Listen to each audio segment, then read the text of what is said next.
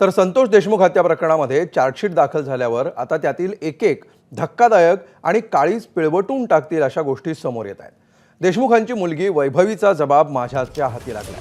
आपलं काही बरं वाईट झालं तर आई आणि विराजची काळजी घे असा सल्ला देशमुखांनी आपल्या लेकीला दिला होता असं जबाबात म्हटलंय. विष्णू चाटे आणि संतोष देशमुखांचं फोनवरून बोलणं झालं होतं. भाऊ एवढं काय झालं, एवढं कशाला ताणता, एवढ्या लहान गोष्टीसाठी जीवावर कशाला उठता असं देशमुखांनी या फोन कॉलवर चाटेला विचारल्याचं जबाबात तिनं म्हटलंय. हा फोन कॉल विष्णू चाटेचाच होता असं संतोष देशमुखांनी सांगितल्याचं वैभवीनं तिच्या जबाबात म्हटलंय. दरम्यान या प्रकरणामध्ये पुढे अनेक धक्कादायक खुलासे होतील असं मनोज जरांगेंनी स्पष्ट केलंय. काल ऐकलं ते खूप भावनिक आहे. ते काळजाला खूप त्रास होतो. ते त्यात खूप बाहेर निघणार आहे.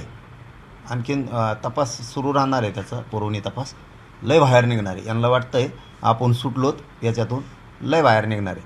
त्यांचे सोशल मीडिया चालवणारे सुद्धा याच्यात जाणार आहेत. म्हणजे यांना खोड्या करायची सवय. तसं त्यावेळेसुद्धा यांनी आनंद व्यक्त केलेला, आसुरी आनंद, काही यांच्या सोशल मीडियाच्या टोळीनं, ह्या धनंजय मुंडेच्या, ही सुद्धा आता पुढं आणखीन होणार आहे. नको लई आपण ही करायला. पुढं तपासात ते होणार. परत आता न्यायालयीन चौकशीसुद्धा लागल संपत्तीच्या बद्दल, अमुक तमुक सगळ्या मॅटरच्या बद्दल. एबीपी माझा, उघडा डोळे बघा नीट.